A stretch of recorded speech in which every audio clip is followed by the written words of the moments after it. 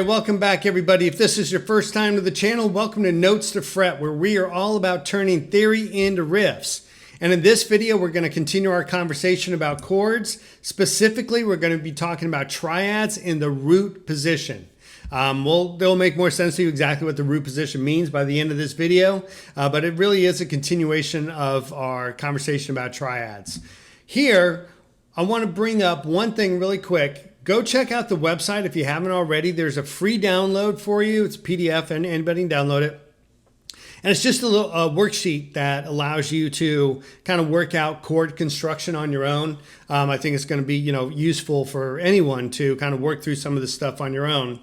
So if you haven't already done so, go take a look and download that resource. I think it will help you out. But with that said, what we're going to be looking at more specifically in this video are chords and our triads moving from the scale, how that constructs the chord, and then taking that onto the fretboard. We're also going to talk a little bit about the root and the tonic, just to clarify any lingering questions that someone out there might have for that. And then we're also going to talk about how you have major or minor intervals in the scale that have the opposite chord structure, meaning I have a minor interval, but I wind up with a major chord, or I have a major interval, but I wind up with a minor chord. And then we will touch on voicings a little bit in this video as well. That's really what the next video is going to be about, but we will touch on voicings here as well. So let's go ahead and jump into the chord construction, and we're going to start with the C major scale as well as the C major chord. Okay, now one thing on the chord structure on the right-hand side, this minor third, I'm just going to get rid of it. We talk about chords from the root to the third, and then out to the fifth, right? Whether it's a perfect fifth or whatever it is, this is how we're going to be looking at chords rather than trying to memorize stacked third patterns, okay?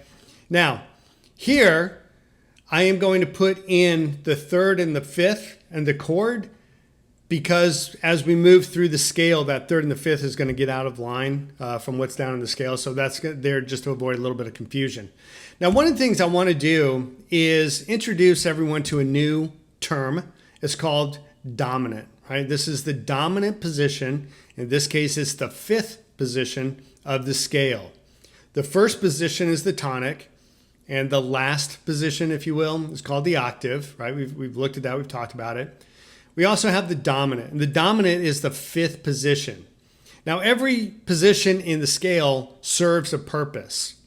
The tonic is our home, right? That's what we always want to come back to, right? That's what gives us our C major feel or E flat major feel. Whatever it is, that's the tonic. We want to keep coming back to it because it emphasizes the key that we're in.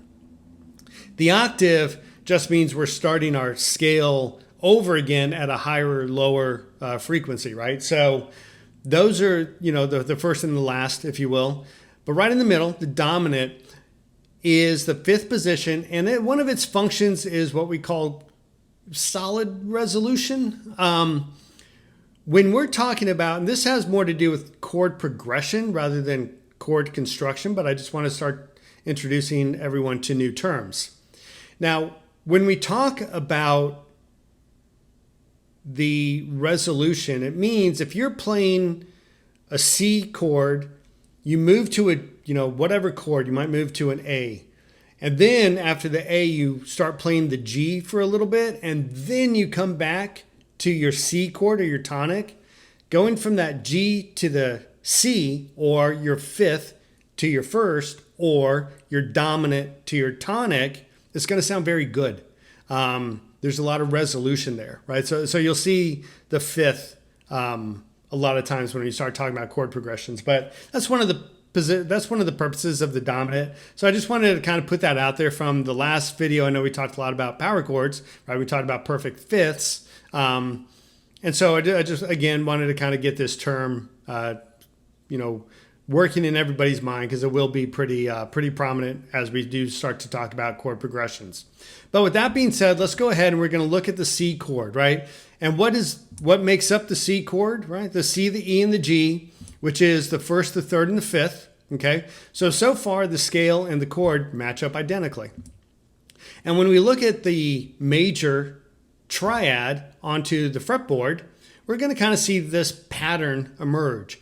And we're probably all familiar with this pattern, right? We've probably seen it 1,000,001 times. We have the root being C, we have the third being E, and then we have the fifth being G, okay? And in this case, the E is a major third and the G is a perfect fifth. So if we only paid attention to patterns, you'll notice that I just moved the E back 1 fret and now became E flat. Well, this is C minor.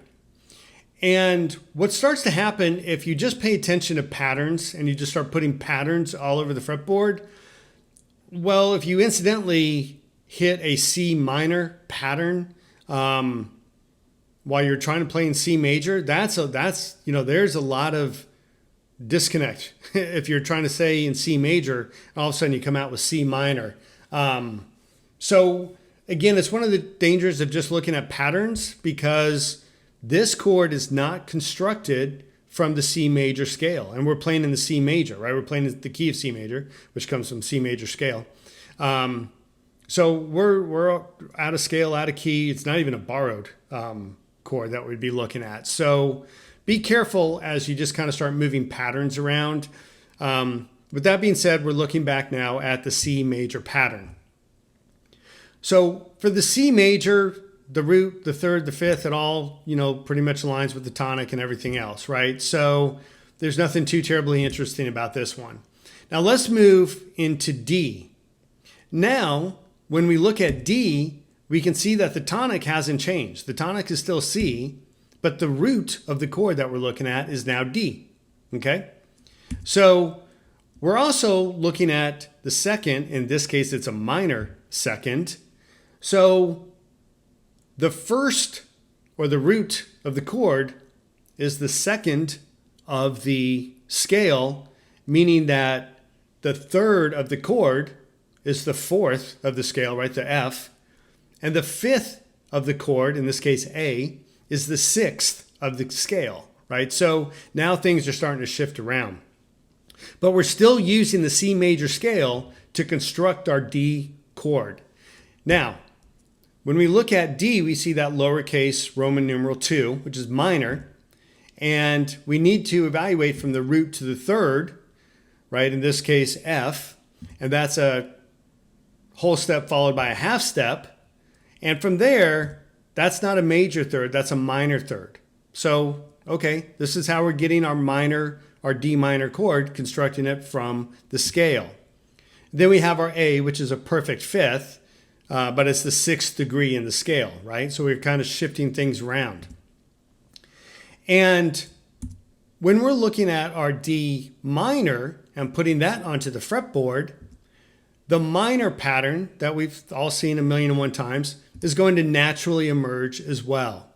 And I'm putting some of these chords just on different places on the fretboard, acknowledging that there's several places we can play them, and there are different ways that we can play them, and we'll look at that a little bit later. So this is our D minor chord, right? We've got the D, our root, our F, which is our minor third, and our A, which is our perfect fifth, okay? And we constructed it from the C major scale. Now, if we move this once again over and we start looking at E, well, now we have an E minor, okay? So we're still good with the minor. And our root is now E, but our tonic has not changed, right? So our tonic is still C, but our root for our E chord, or in this case E minor, is E.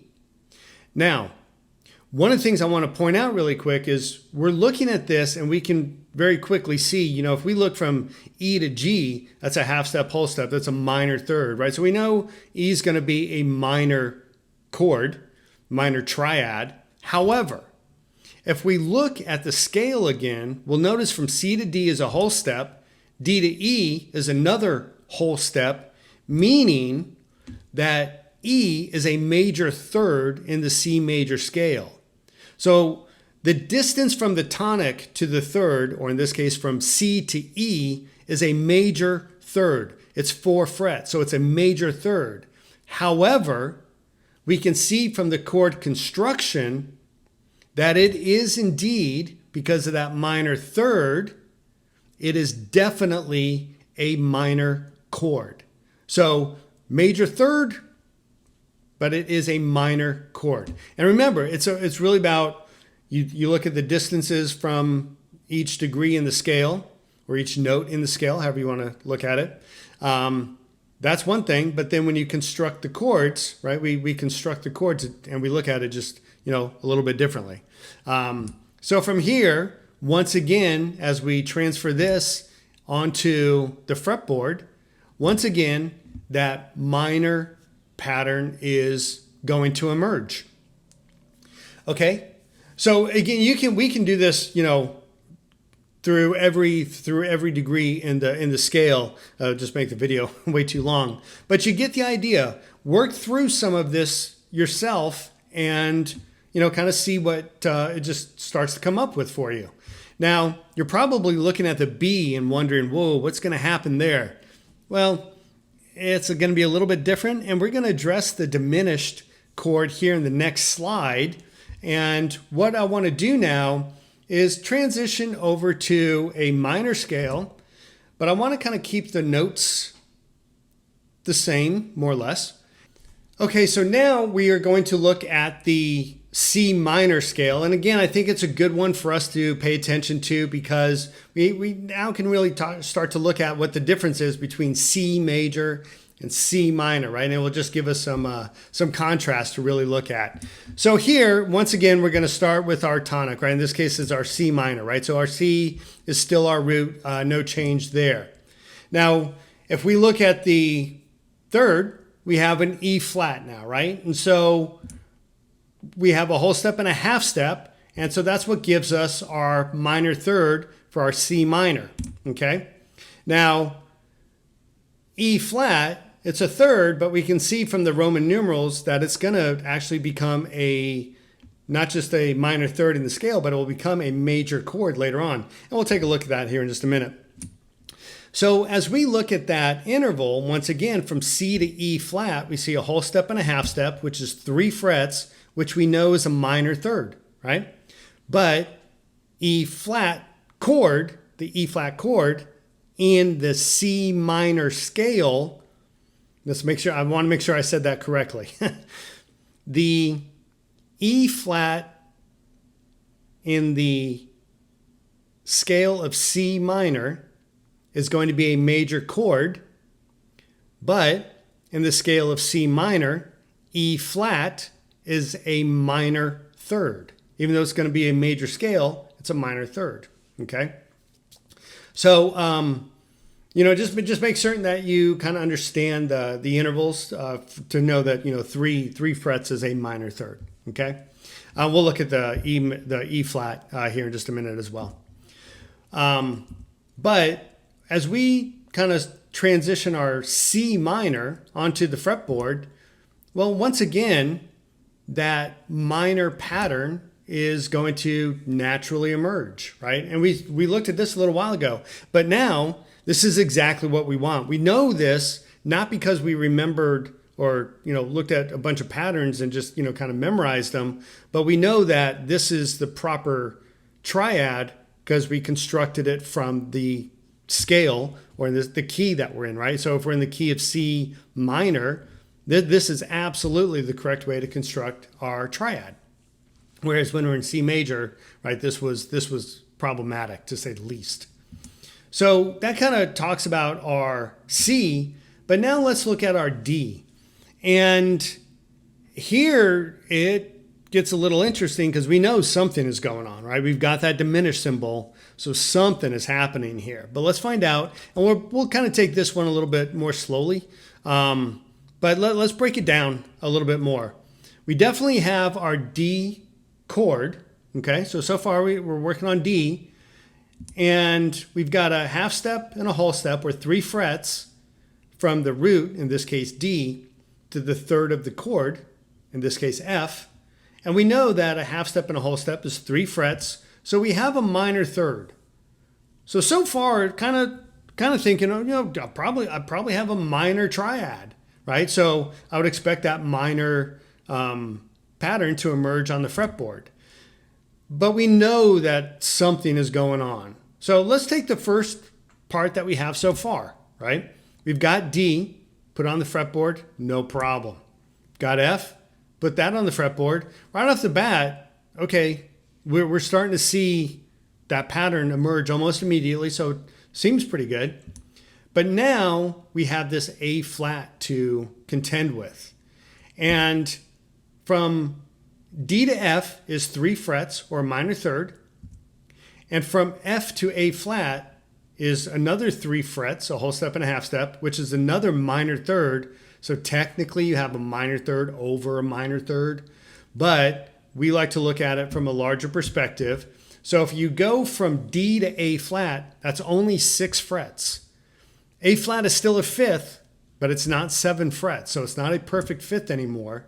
So that third to that fifth, that's not that minor third and minor third, right? If you want to look at it that way. But no matter how you slice it, it now becomes a diminished fifth. And this is what I was talking about in one of the first videos about triads, is I still like to look at the third, because if the fifth is diminished, it's going to tell me everything I need to know about the chord anyways, right? So this is diminished fifth. I just looking at the fifth, I know it's diminished, right? Which is fine. Now, as we take that A flat and put it onto the fretboard, kind of a different pattern emerges, right? And here I want to use this opportunity to talk a little bit about voicings with triads. Here, if we just look at the pattern, this looks like a more open chord, if you will, a more spread out open chord than what we've seen in the previous major and minor chords, right? There's nothing directly next to each other on the fretboard pattern, so it looks like it's a really broad chord. However, if we think about it for a moment, if we had A, that would have been a perfect fifth, right? From D to A is a perfect fifth. That's 7 frets. But what we've really done is we've diminished that, and we've really taken a fret away. And that's how we've gone from A to B flat. So visually, if you're just looking at patterns and you start listening to conversations about open, more open chords, right? Let your chord open up and breathe. If you just look at this pattern, you may think, oh, diminished or open. They're not. They're not at all. We've really, right, we've shrunk it down, right? We went from 7 frets, a little wider, to 6 frets, much more narrow. So in spite of the fact that this pattern looks like diminished as an open chord, it's not. So it's one of those things I want to talk about, because when we talk about voicings in the next video, there is a lot of that, that spread triads and everything else. We'll talk about it, spread arpeggios, everything else. But I wanted to put that out. It's one of the dangers that we guitar players face quite often, as we start to see these patterns, and what our eyes are looking at versus what some of the musical theory is telling us can get crossed a little bit. And this is one of the examples. So I wanted to take this opportunity to kind of point that out, and also to kind of point out, like, hey, working through a diminished chord is really no different than any others, right? So if you're working through the C major chord, when you get to the B, here you have it, really. So with that, let's go ahead now and revisit the E major, or E flat major, apologies. And so here we talked a little while ago about the E flat is a minor third in the scale, right? The third degree is a minor third, but the chord is major. So when we look at that, we see 2 whole steps between E flat to G. That's 4 frets. That gives us a major third. So right off the bat, by the way, if you have a major third, you're you're pretty much good to go. You're not going to have a diminished fifth, or you might still have a diminished fifth, but it's a different chord. But if you see a major third, you can kind of just take that diminished part out, because anyways, it's more advanced. I don't want to get into it, but I don't want to get into it right now. We'll get into it later. But for now, if you see a major third, don't worry about the diminished fifth thing coming up. So from there, we're going to transfer this over onto the fretboard, right? We have the E flat, the G, and then we have the B flat. But when we look at B flat, well, that's 7 frets once again. So that brings us back to a perfect fifth. So we're naturally going to see that major pattern once again emerge, okay? And that's because we have the major third and the perfect fifth. But again, we didn't get this just from patterns. The patterns emerged from the scale, right? And the chords that we construct come from the scale. And by the way, this isn't just with triads. When we start talking, I come up with some crazy chord. I don't know, add ninth, major, 7th, 11th, dominant, whatever. You still build it from the scale. Some things kind of will get out there, certainly with modes, but generally speaking, this is how it's done. We're doing triads right now because it's a great start. But if you've been following the video so far, you have 80% of the magic pretty much down, anyways. So anyways, we once again, like I said, we see that major pattern emerge. However, we know that this pattern is one of many. There's multiple patterns. And when we look at this on the fretboard, we see that we have our root followed immediately by our third, followed finally by our fifth. In this case, we're looking at the E flat major chord. We have on our fretboard, when we're strumming that chord out, we are going to hit the E flat. Immediately after that, we're going to hit the G, which is our third. And then immediately following that, we're going to hit our B flat. So it kind of makes sense. Like, oh, if I'm going to construct a chord, the E needs to come first, followed by the G, followed by the B flat, right? The first, the root, followed by the third, followed by the fifth, right? And it kind of makes sense. And to some extent we do it, but necessarily maybe not. And that's what I want to dive into here is our famous bar chords, right? And this, I think, outside of starting with power chords, I think every guitarist learns bar chord patterns immediately after that. It's been a little bit, but I'm pretty sure my second lesson ever for guitar, I'm pretty sure it was bar chords, or probably tuning my guitar. But anyways, here I just want to look at the C minor, right? I just want to kind of keep with this for a minute. Well, here we've got the C, so the root is still first, no problem. But we've all done it, right? We put our index finger, we bar all the strings across, the entire fretboard, right? We bar it, right? It's where we kind of come up with bar chords. And then from there, we actually kind of have our power chord again. So all of a sudden, we hit our root, which is C, and then the very next note that we hit is the fifth. Okay, that's a little different than what we were looking at, but we've all played bar chords, and we've done this 1,000,001 times, and they sound fantastic. And then immediately after that, we have our root, again, in this case, C. And you're like, whoa, I haven't even hit my third yet. Aren't I supposed to hit the third before I hit the fifth, let alone the octave? And then finally, right, we finally get our third in there. That gives us our minor feel. And then we close it out with hitting the fifth again, right? So when we're looking at this, you might, and it's a perfectly valid C minor pattern.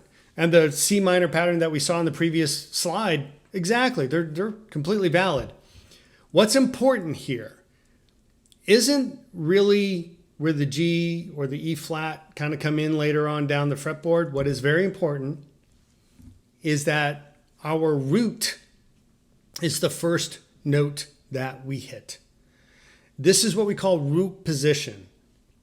The other ordering, it can matter, and it does to some extent. And we'll get into a lot of that where it does matter, but for the time being right now, we're talking about root position. So that C is our root position, and that's what matters. The G afterwards, right? That's our fifth. That's fine. No problem, right? You know, hit our fifth, hit our third, hit C again. Okay, as long as our first, our root, is what we hit first. And you can see way down here, the fourth note that we hit is our minor third. And we know that the minor third is extremely important. That's what gives us our, you know, the quality of the chord. But you know, the ordering of this, we'll talk more about it when we talk about voicings, but really you're fine as long as you have, in this case, C, the root, as the very first note. Okay, that's your root position. One thing I want to bring up, if we kind of look towards the top of the screen in the farther left-hand corner, oftentimes on chord diagrams, you'll see one of the strings X'd out.